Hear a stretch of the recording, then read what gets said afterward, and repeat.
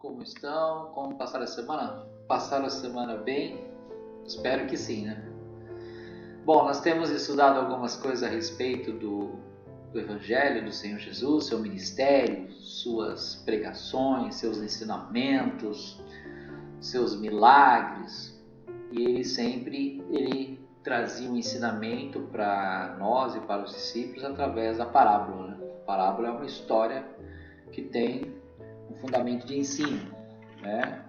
E legal que a parábola, você se introduz como personagem na história, né? Então a gente se identifica e uma história sempre fixa mais na cabeça da gente do que um ensinamento, né? A história a gente grava melhor. O ensinamento dentro de uma história, aquilo vai ficar e a gente não vai esquecer, né? E todas as vezes que a gente comenta, até entre igrejas, até entre outras pessoas que são cristãs também, olha, a parábola das 10 virgens, então todo mundo já sabe que nós estamos falando e todo mundo já sabe o fundamento do ensinamento, né? Então é interessante, quando se fala do filho pródigo, todo mundo sabe do que se trata. Quando se fala da parábola das 10 virgens, também você vai entender. E é muito interessante que essa parábola, ela é uma parábola profética, né? Ela fala do futuro, ela fala de uma coisa muito legal, muito linda, né? Deus apelidou a igreja de noiva, né? Está falando de nós, está falando da noiva, é linda. Essa história da noiva de Jesus, ela é linda. Imagina uma noiva pura e linda. É essa a visão que eles criaram, né, nesse contexto de casamento. E Jesus é um noivo, né? Um noivo maravilhoso, um noivo fantástico, amoroso, incrível, e ele ama essa noiva ao ponto de ter dado a vida por ela. Então é uma história muito bonita, e essa história tem o ápice de um encontro, né? Jesus ele vai narrar nessa história, né, nessa parábola, uma coisa futura, né, do encontro da noiva com o noivo, né? As noivas, elas são mulheres prometidas para um casamento, né? Então, quando um rapaz ele noiva com uma moça, ela está prometida para um casamento. Não é mais aquele momento de se conhecerem, né? De conversar, a coisa, né, inicial. O noivado já é uma coisa separada. É com você que eu vou casar, né? É isso que o noivo fala para a noiva quando ele toma a decisão de noivar. E essas 10 mulheres, essas 10 virgens, né, 10 moças, elas estão comprometidas para o casamento com esse noivo, né? E elas têm algumas características, né? E nós vamos ver nessa história, essa história é muito bonita. Vale a pena você conferir comigo até o final. Vamos ao texto. Esse texto está no capítulo 25 e vamos ler do versículo 1 ao 13.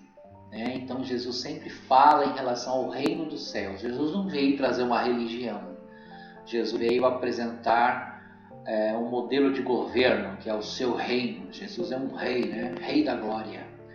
Então vamos ver o que ele fala aqui no livro de Mateus, capítulo 25, versículo do 1 ao 13. Então o reino dos céus será semelhante a 10 virgens que, tomando as suas lâmpadas, saíram ao encontro do esposo. E 5 delas eram prudentes e 5 loucas. Veja, 5 eram prudentes e 5 não eram imprudentes, era louca, né? Então é uma coisa assim, preste muita atenção nisso, a prudência e a loucura. Porque as prudentes elas vão ter um comportamento e as outras não vão ter um comportamento de imprudente, vão ter um comportamento de louca. Eu acho muito mais forte essa palavra que é narrada na palavra e é muito mais expressivo, né? A gente podia usar a palavra na questão de um antônimo aí, né? Mas nem isso foi colocado, não é a prudente e a imprudente, são as prudentes e as loucas. Versículo 3. As loucas tomaram as suas lâmpadas, não levaram azeite consigo. Então veja bem, as lamparinas na época era um método que se utilizava para iluminar. iluminar a casa, iluminar o caminho. A lâmpada, ela era uma candeia, né? Ela tinha um recipiente com uma tampinha que se colocava o azeite ali e acendia na pontinha, no bico, né? Então ficava com uma lamparina. Então as insensatas, aí, as loucas, né? São 5, no total 10, mas a metade delas não se preocupavam em ficar mantendo a lamparina, porque quando o noivo estivesse chegando, elas tinham que ir ao encontro. Então elas precisavam ter o caminho iluminado, elas precisavam ser facilmente identificadas, né? Através da luz da lâmpada, e elas sairiam ao encontro do noivo, né? Pura, ataviada, né? Com a sua luz, uma coisa muito linda. Versículo 4. As prudentes, né? Mas as prudentes levaram azeite em suas vasilhas, com as suas lâmpadas. Então elas tinham uma reserva, né? A vasilha é uma reservinha que ela vai colocando ali na lâmpada, na lâmpada, que é a lamparina, né? A candeia. Então elas pegavam o seu reservatório e vai despejando na sua candeia, né? Vai despejando na sua candeia e elas acendem. Então mantém sempre a candeia acesa. Então conforme a luz ia consumindo o azeite, elas iam repondo o conteúdo da lamparina. Versículo 5. E tardando o esposo, tosquenejaram todas e adormeceram. Aquela impressão de que o noivo vai demorar, está demorando, elas começaram a pegar no sono, elas dormiram. Não foi só as imprudentes, só as loucas que dormiram, todas dormiram. Todas dormiram. Olha que interessante. O que a gente pode imaginar, né? Esse momento da igreja que parece que está dormindo. Nós tivemos na história da igreja vários momentos, né? Momentos de intensidade, momentos de perseguição, momentos de avivamento, né? Tivemos movimentos de avivamento fantástico, né? Billy Graham, por exemplo, foi um grande avivador. Muitas pessoas se entregavam a Jesus, as multidões, ele era chamado pregador das multidões. Mas hoje a gente não vê tantas pessoas assim, a gente não vê tantas conversões como havia antes, né? Eu lembro que os pastores faziam apelo, as pessoas iam chorando lá na frente, o mover do Espírito era muito forte. Hoje, por se multiplicar a iniquidade nas igrejas, o mundo oferecendo tantos atrativos, as pessoas estando tão conectadas, muitos não querem nem se deslocar até a igreja. E o que acontece? As pessoas não estão muito interessadas com as coisas de Deus também, na verdade, né? E fica aquela situação assim de a igreja está se esfriando, está entrando numa dormência. Na Europa, por exemplo, muitos templos lá fecharam e se tornaram teatros, se tornaram cinemas. As igrejas estão fechando porque as suas lamparinas, né, estão, sei lá, algumas podem estar acesas, outras podem estar apagadas, mas o fato é que estão dormindo, né? E isso está acontecendo também no Brasil. Nós estamos vendo muitas pessoas que celebram a Santa Ceia. Tem um versículo lá que diz: por isso que há muitos entre vós que são fracos e doentes, e não poucos os que dormem. Então veja, a dormência acontece. Vai chegar uma hora que todo mundo, praticamente quase todos, vão dormir. E vamos ver versículo 6. Mas à meia-noite ouviu-se um clamor. Aí vem o esposo, saiu-lhe ao encontro. Então veja, duas coisas a gente percebe nesse versículo. O momento, meia-noite. Meia-noite simboliza um momento que ninguém espera. Ninguém espera uma visita, ninguém espera alguém chegar nesse horário. Não é um horário geralmente utilizado para se fazer um encontro, não é verdade? Mas Jesus, ele vai aparecer, o noivo aparece num momento inesperado. E tem um aviso. A igreja ela vai avisar rapidamente, muito rapidamente. Olha, Jesus está voltando. Eis aí o noivo. Versículo 7. Então todas aquelas virgens se levantaram e prepararam as suas lâmpadas. Então elas pegaram lá o azeite e prepararam as lâmpadas. E as loucas disseram às prudentes: dai do vosso azeite, porque a nossa lâmpada se apaga. Elas não têm azeite suficiente, né? Estão ali no finzinho, não se preocuparam com isso. Mas as prudentes responderam, dizendo: não seja caso que nos falte a nós e a vós, e antes aos que o vendem, e comprai-los para vós. Ou seja, se eu dividir o meu azeite com você, se eu tirar de mim, da minha lâmpada e passar para você, eu vou ficar sem, e nós duas vamos ficar numa situação complicada. Faz o seguinte, vai e compra rapidinho. Versículo 10. E tendo elas ido comprá-lo, chegou o esposo, e os que estavam preparadas entraram com ele para as bodas, e fechou-se a porta. Olha que perigo. Então veja, as prudentes, que eram 5, estavam preparadas, que tinham suas candeias suficiente azeite, com seus recipientes de reserva. Quando o noivo veio, elas tinham azeite suficiente para encontrar com ele. Entraram com ele para as bodas, e fechou-se a porta de salvação. Lá em Gênesis nós estudamos a história de Noé, né? Quando todos entraram na arca, a porta foi fechada por fora, Deus fechou a porta. E quando fecha a porta, ninguém abre. Então, houve-se uma situação complicada. Olha só o versículo 11.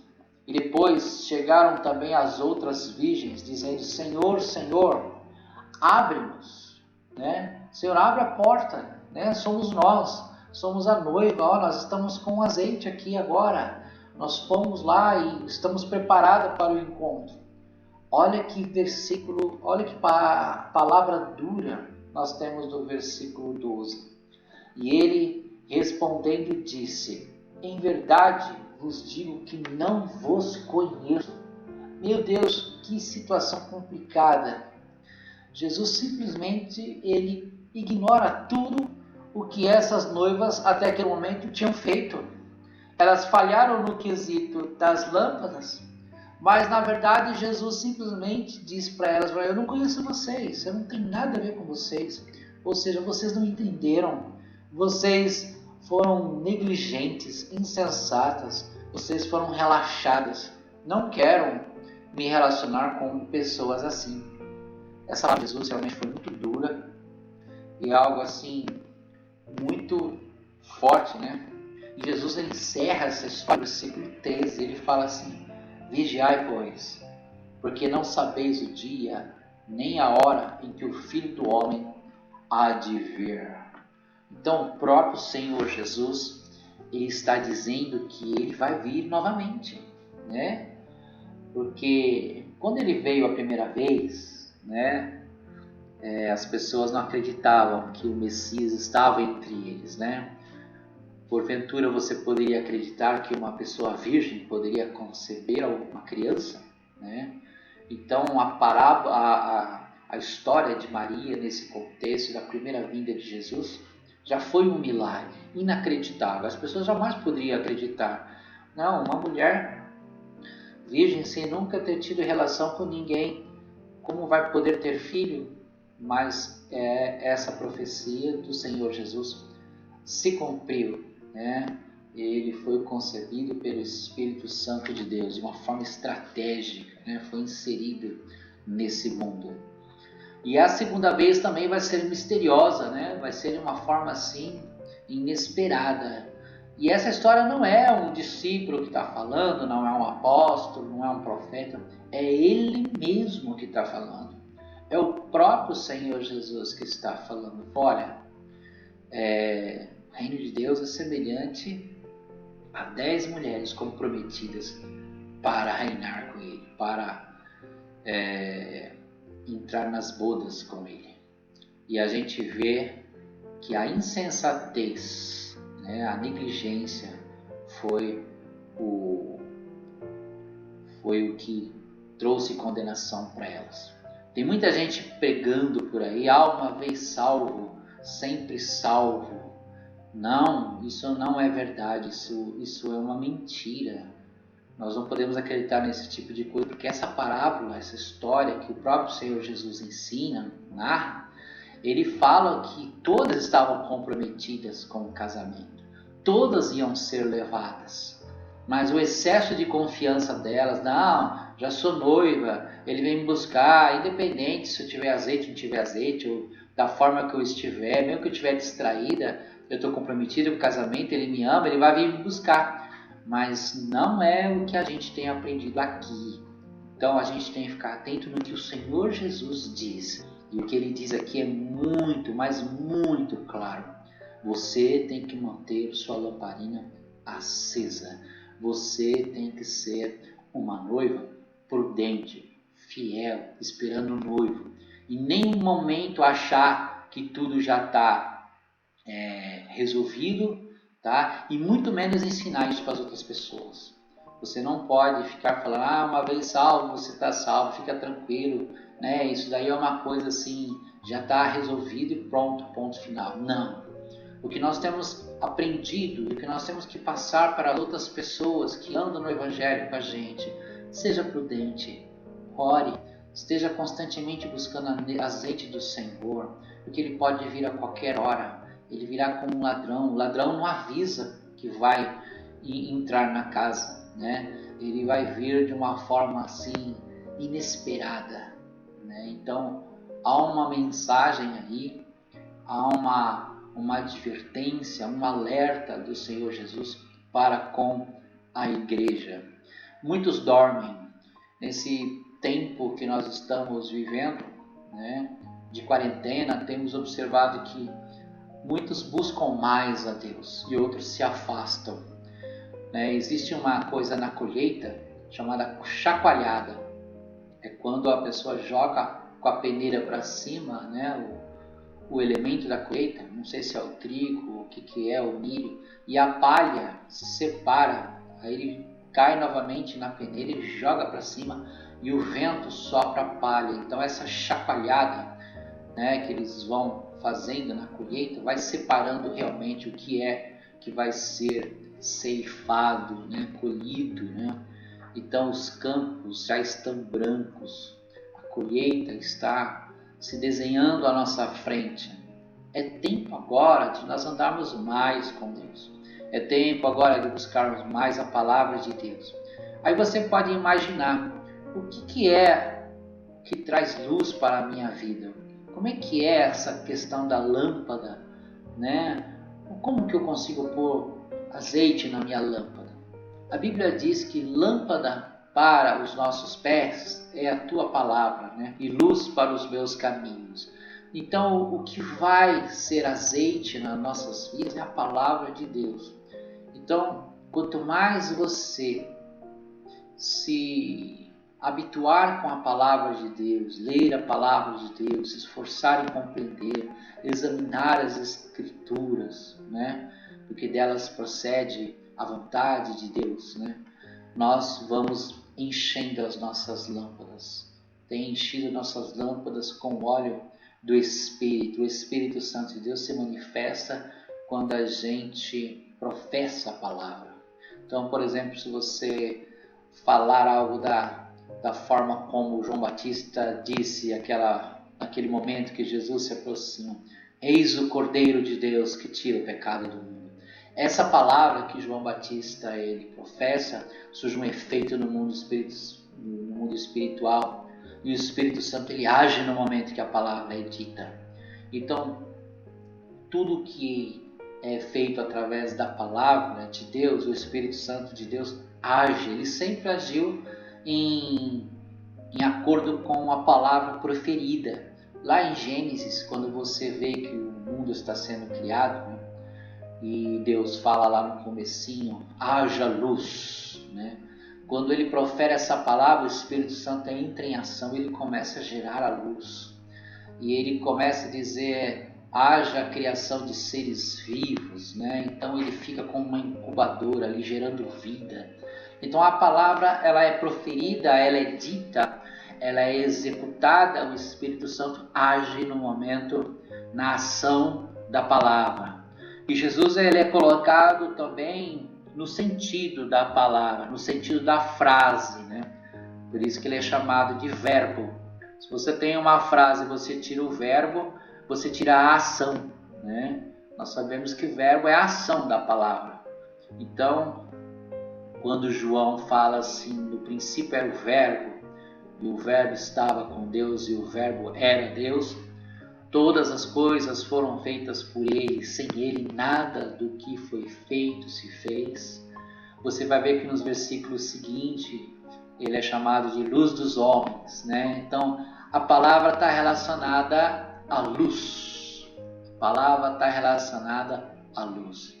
Por isso que as virgens que são prudentes nessa história são as virgens que estão constantemente lendo a carta do noivo, né? A palavra de Deus nós podemos associar à carta do noivo, né? O noivo escreve carta para a noiva. E a noiva que não lê as cartas do noivo são o quê? Noivas negligentes, noivas que são desinteressadas, né? Noiva que não dá valor àquilo que o noivo está escrevendo. E ainda mais um noivo que entregou a sua própria vida de uma morte tão terrível que foi aquela morte de cruz. Que nós possamos refletir nessa história linda, né? E que possamos entender claramente o que são a parábola das virgens, que possamos vigiar, né? Estarmos atentos, entendermos como realmente isso é bem simples e bem claro ao mesmo tempo.